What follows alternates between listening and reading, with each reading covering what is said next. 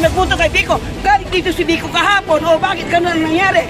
Dapat hindi ganon. Dapat may notice kayo dito lahat dito. Hindi ganon basta-basta kayo. Galing dito si Biko kahapon dito eh. Ba't ganon? Hindi ganon. Pinasok na yung subject operation, no? Subject area. At doon na nangunguna na yung canopy. Para siyempre ibigay sa taong bayan yung nararapat, no? Yung sidewalk siyempre, no? At yung mga illegal, siyempre tatanggalin.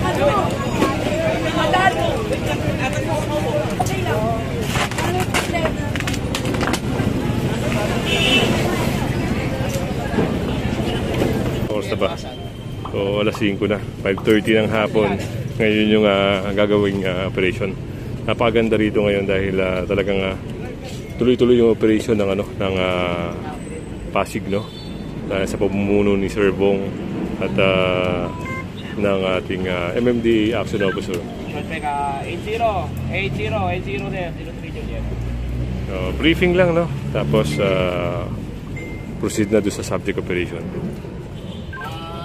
80 sir, 03 Juliet. Ano ba to? Isang magandang hapon po sa ating 03 Juliet, 80 ba sir? Sir ba? Sa pangunguna po ng strong leadership ng aming Department Head, Colonel Rodrigo de Dios ng Peace and Order Department. Kami po ay na nagpapasalamat sa tulong suporta ng pamahalaang nasyonal sa pangunguna po ng ating proponent ng MMDA at ang security assistance po ng ating Philippine National Police sa Pasig Headquarters sa pangunguna po ng inyong Chief of Police, Colonel Sacro. Ngayon po magkakaroon tayo ng joint operation sa kahilingan ng iba't ibang ahensya ng lokal na pamahalaan katulad ng Health and Sanitation at saka ng City Environment as well as the business permit. Ngayon po, nandito po tayo ngayon para magkaroon ng isang joint operation. At bago po natin ibigay yung joint operation, humihiling lang ako maging ano man o reliyon o sekta ng bawat isa. Nais ko lamang po sana magbigay ng isang maikling panalangin po sa inyo na pangungunahan po ng ating kasamahan, no, sa ating sa Action 9 Division na si Michael Lugo. Let's go piya! Nalangin tayo mga kasama. Ngayon nga kami po ay natin yung harapan upang humingi ng gabay, pasasalamat. Kami po ay humingi ng gabay, nawa po ay maging maayos po ang aming operasyon. Nawa po ay makabalik kami ng ligtas sa aming mga pamilya na pansamantalang iniwanan namin sa aming mga tahanan. Papasalamat po kami sa bawat isa na kasama namin dito. Ngayon din po ang mga iba namin kasama na wala po rito. Muli po Ama, kami po ay nagpapasalamat sa pangalan po ninyo. Maraming salamat po. Amen. Siguro bago po ako magpatuloy, siyempre ulitin ko yung mga kasama po sa operation, siyempre sa pangunguna po ng MMDA at ng PNP. Andito po ang Task Force Clearing Operation sa ating pong pamumuno, ang Special Operation Unit po na nangangalaga din po sa clearing ng sidewalk, ang TPMO, pangunguna ni Colonel de Dios at ang MMDA po, kasama yung Action Officer na si Sir Edwin, kay Sir Martinez, kay Director. Maraming salamat. Siyempre ako, ang sasabihin ko lang po, yung pinakamandato po ng Task Force Clearing Operation.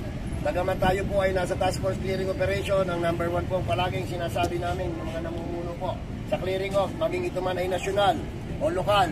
Ang ating trabaho ay hindi biro.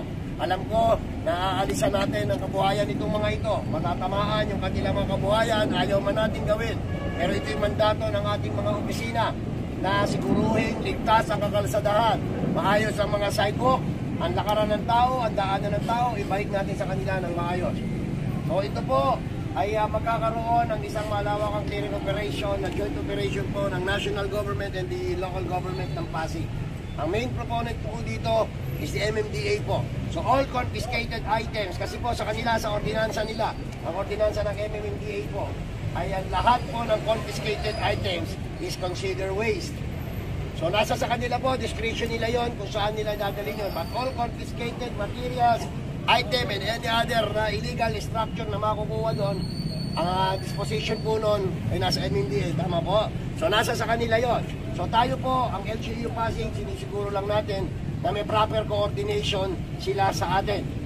Kami pong mga opisyal ay sisiguraduhin lang namin na tama yung kanilang ginagawa at nandito po sila nakipag-coordinate sa atin para hindi po malihis. Doon lang sa talagang kung ano lang po yung pinupuntirya ng ating operation. Pakiusap po, lalong-lalo na sa aking mga kasamahan sa lokal at ang ating mga kapulisan, we must be polite at all times. Huwag sa ating manggagaling hanggat maaari, ni biro. Wala sanang magbibiro, wala sanang magbibigay ng kahit anong komento na makakasakit ng damdamin ng bawat isang kasama natin o kasama o hindi man o yung mga tatamaan po ng clearing operation. Kung magkakaroon po ng problema sa security, siguro doon yung panahon na talapit at darating lamang yung ating kapulisan. So bago tayo magsimula at bago tayo lumakad, tingnan ko lang po para mabigyan kayo ng konting briefing regarding po sa security at ano ho ang gabay at ang rules ng ating mga kapulisan pagdating po sa security, sa safety and security. Bagamat may mga trainings naman yung ating mga security, baka makahingi lang tayo ng konting gabay po sa ating kasamahan, si Teniente Velasco. Magandang hapon sa inyo lahat. Ako nga pala si Police Captain Velasco. Sorry. Ako po yung head ngayon ng PNP sa clearing na to. Sana itong operation natin ay maging mapayapa. Sana hindi na maulit yung mga nagdaan nang wala nang masaktan at wala na kung ano man ang mangyari. Ang ano ko lang, kung dapat sa operation na to, kung aalis ang isa, dapat tayo lahat aalis. Walang maiiwan sa lugar. Kasi doon yata napahamak yung ibang kasamahan natin dati, naiwan sila. Huwag nating iwanan ang kasamahan natin. Lalo na kung mainit ang sitwasyon. Dahil sigurado mapapahamak sila. Nandito naman kami para i-assist kayo sa security natin. Kaligtasan ng bawat isa, yun ang hangad din namin. At ganoon din sa kaligtasan din ng PNP. Magkaisa tayo sa operation na to at sana maging matagumpay ito. Salamat. Thank you. Siguro ngayon, bago tayo magsalita, hindi na rin magsasalita yung ating MMDA. Siguro yung ating convoy, yung convoy natin, siguro ang mag-uusap dito is yung mga security natin sa PNP at yung security natin sa safety, ang ating Special Operation Unit at TPMO. Tapos yung mga drivers po ng tatlong vehicle ninyo, ng tatlong vehicle natin, para yung convoy po natin, hindi tayo mag-iiwanan, synchronize po lagi ang takbo natin. So, siguro si Michael na po ay papaliwanag kung paano ang lakad natin para yung jump off natin ngayon po ay sabay-sabay. Aalis tayo rito, ang spearhead natin, TPMO. Are kayo mag-i-spearhead, as per ni Sir. After ninyo, kami na, yung mga cycle namin. Tapos yung mga kapulisan natin, Sir, tapos yung mga truck nila, Sir. Ang ruta natin, from here, diretso tayo ng Si Raimundo. Tapos kanan tayo ng Jennings Avenue. May usapan na kami ni Sir Ronnie, ibablock na po yun. Yung kanto-kanto, para yung mga personnel makagalaw ng maayos. Tapos kanan tayo ng West Bank, diretso tayo ng Manggahan, Barangay sa East Bank, for regrouping. Sabi nga po ni Sir Captain Velasco, aalis tayo rito kompleto, babalik tayo na kompleto. Ang una nating regroup sa may East Bank, sa harapan ng barangay ng Manggahan. Wala ko tayong mag-regroup tayo, mag-accounting of men tayo uli. Kailangan umalis tayo ng 100 dito, makabalik tayo ng 100 dito pare-pareho.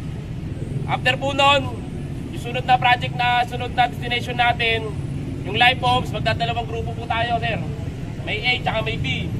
Si A po, pagpasok, dire-diretso na po hanggang loob. Wala na pong hihinto sa taniman. Yung B po, ang hihinto sa live bombs. Kasi pag yung una nung minto, lahat po hihinto, masusunod na tayo sa dulo.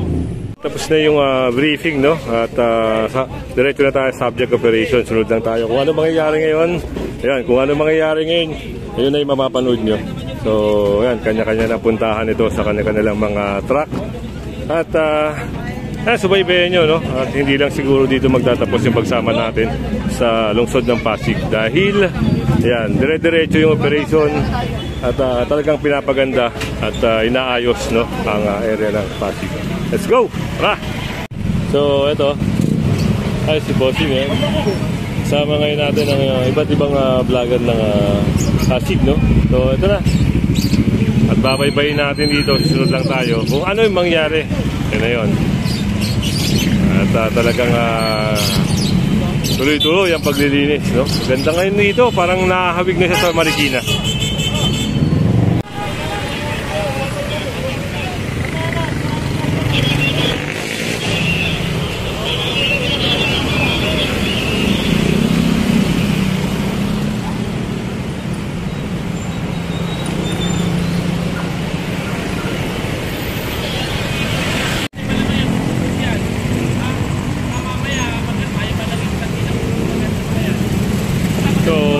briefing ulit, no, para pag pinasok na yung subject area, siguradong walang hawala, ano.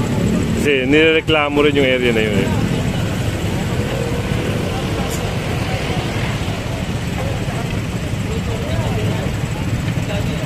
Pinasok na yung subject operation, no?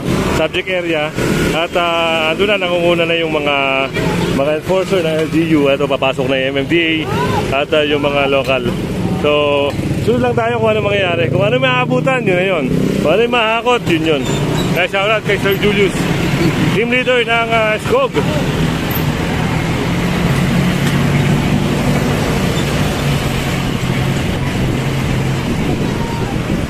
Ayan na, bumaba na. Bumaba na. So, ito na yung sinasabi natin, kung ano maabutan, isasakay. Yeah, recorded dyan. So, ito yung kagandahan sa operation, ha. Kung ano yung maabutan, kung ano yung makita na na-obstruction sa kalsada, sasakay.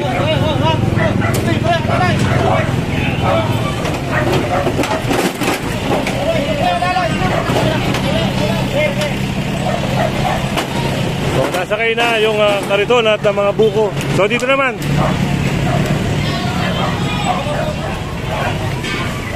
Ito na, nakipagagawa na sila, oh.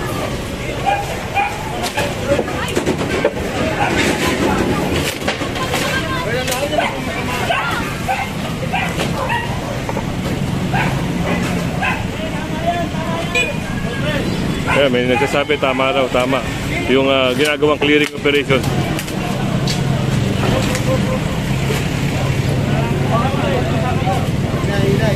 So yun, hinila. Punta tayo sa unahan, ha.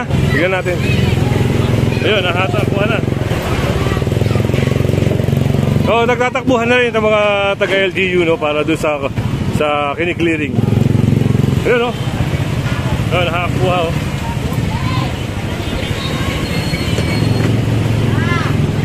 Lahat na makakuha.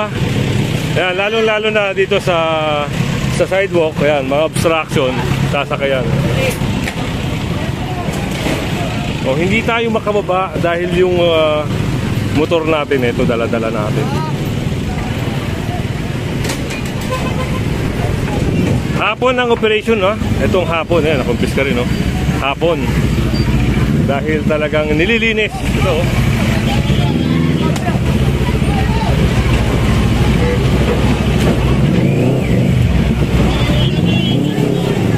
Ito rin dito, meron din dito.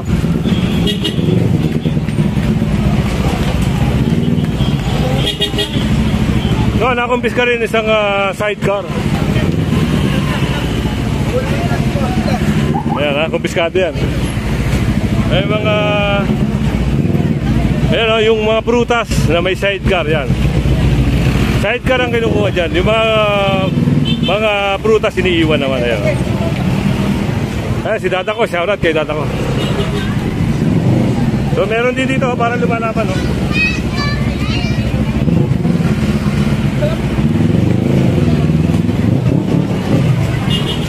So doon na lang natin, no, kung ano yung mangyayari sa operation.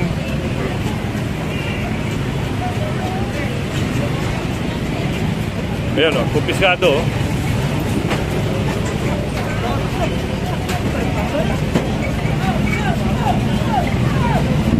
So, yung iba dito, ayun, medyo maganda na yung ano, yun.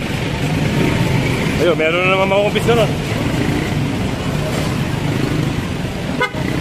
O, yung isang kariton, isang cart, no, yung trolley na pang soft drinks, ay kumpiskado rin.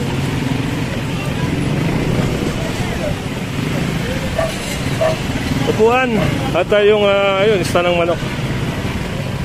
Yan natin to, ha. Ayun, tingnan natin kung ano mangyayari dun.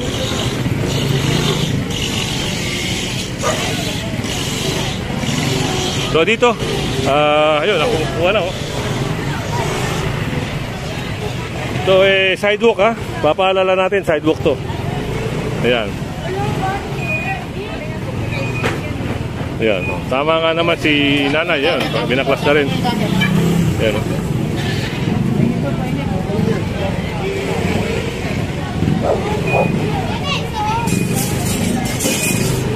Dito tayo. Tingnan natin kung ito naka-block yung ano, yung lugar.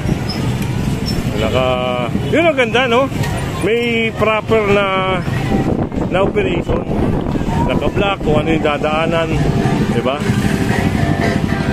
So, ito sigurado yung iba rito hindi na uulit, no?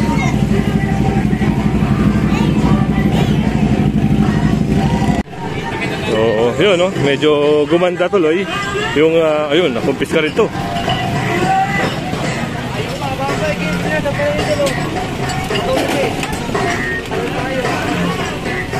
Sasakayan dyan.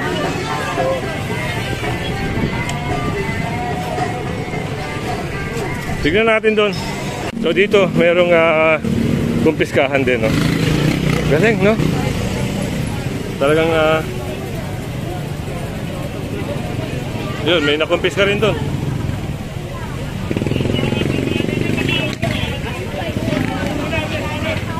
Yan, luminis yung area.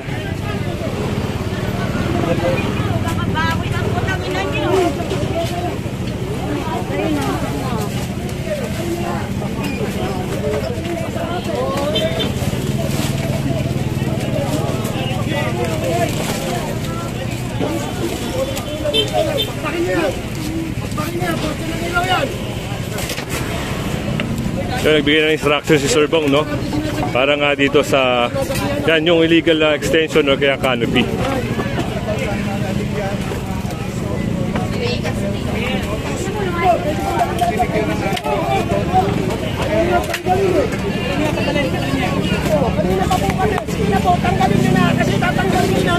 So yun, tama nga naman yung sinabi ni Sir Bong, no? Na tanggalin na nila. Kung ano yung makukuha nila, tabi na nila. Dahil yun, tatanggalin to ng kawani ng MMDA at Action Line.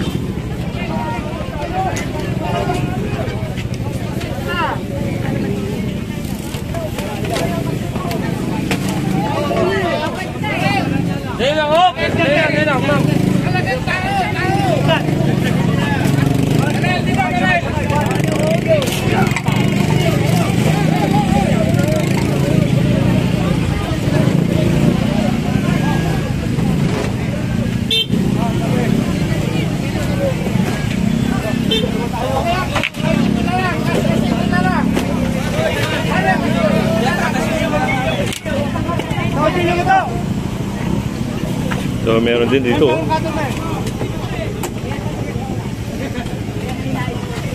Ang problema kasi, ayun, medyo nag-extend na sila. Kaya nareklamo siyempre at gustong linisin ng Pasig yung lugar na ito, no? Para siyempre ibigay sa taong bayan yung nararapat, no? Yung sidewalk siyempre, no? At yung mga illegal siyempre tatanggalin. Baka madali pa kayo. Mabago pa kayo. Matanggalin, okay lang. Anong problema?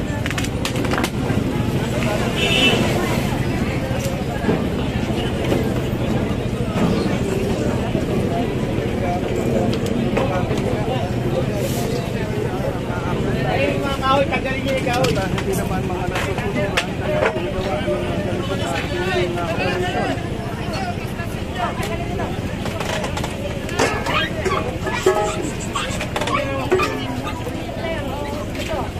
Ay, papanindan nyo yung ano niya para di mahulog.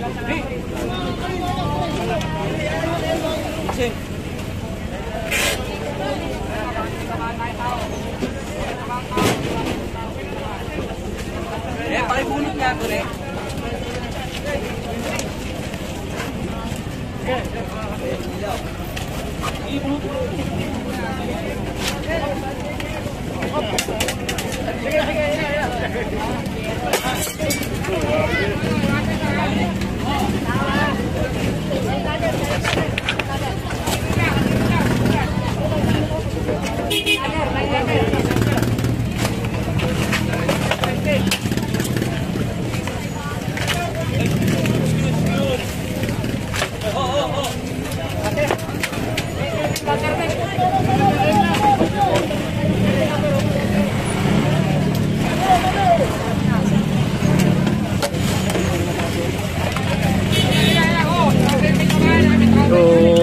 lumuwag, no? Naging maayos, maganda na tignan, no? Hindi kagaya una pagdating dito talaga yung extension, no? Eh talaga makikita mo.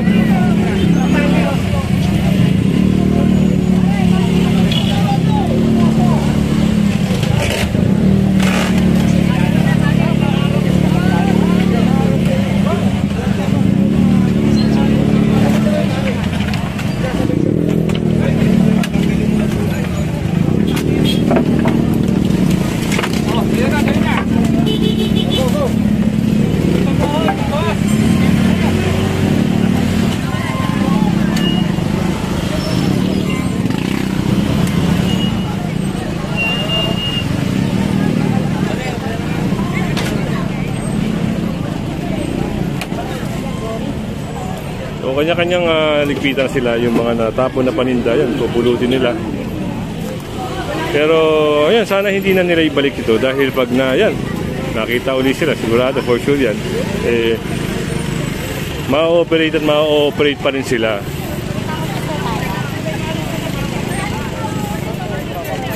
Jenny's, no? Jenny's sa area ng Pasig.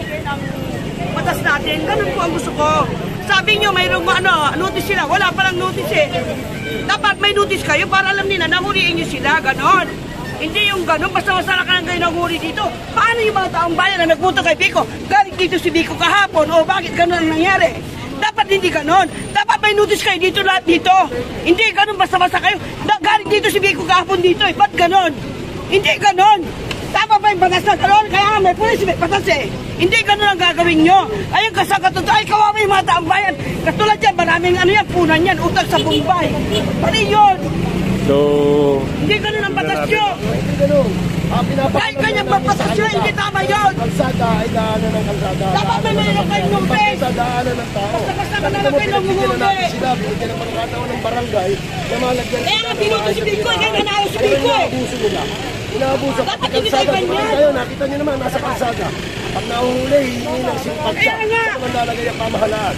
So, kinakailangan Kaya ipagbigay kayo notice para manghuli kayo, may notice kayo. madaanan, hindi lamang ng mga Nanghuli kayo ng basta-basta eh. nabigyan na po ba ng marami na abiso Kaya nga nanalo si Vico eh. Kaya pinuto eh. Dapat kayo sa atin dito sa action line, lahat po, nung panahon pa ng Bantay Pasig at saka ng OPS pa, lagi yan nahuhuli, pinagsasabihan sila, pero walang pagdalima eh.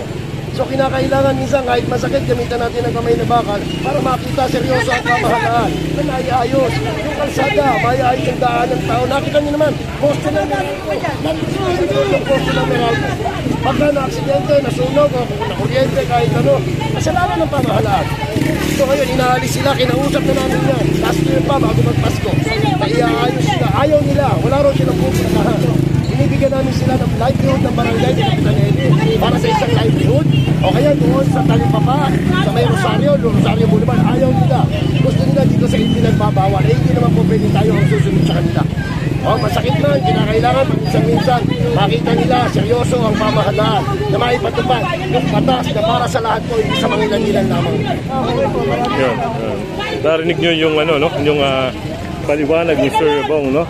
Na talagang dati sila pinagbibigyan at yun, talagang nilinis na dahil talagang bawal na bawal sila. Lalo na yung no? light material, di ba? Madali masunog. So,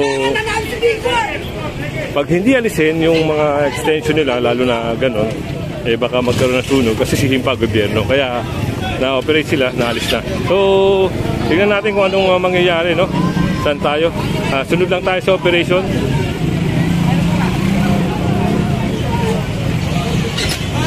Shout out kay sir, shout out.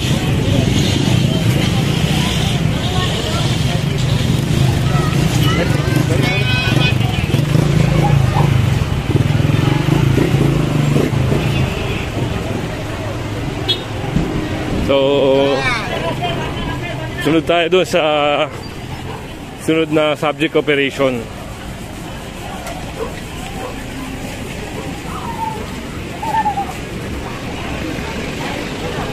So, nandito na yung ibang mga nahakot. So, shout out sa mga taga-MDAs ko, ganyan, no? MPCG, yan.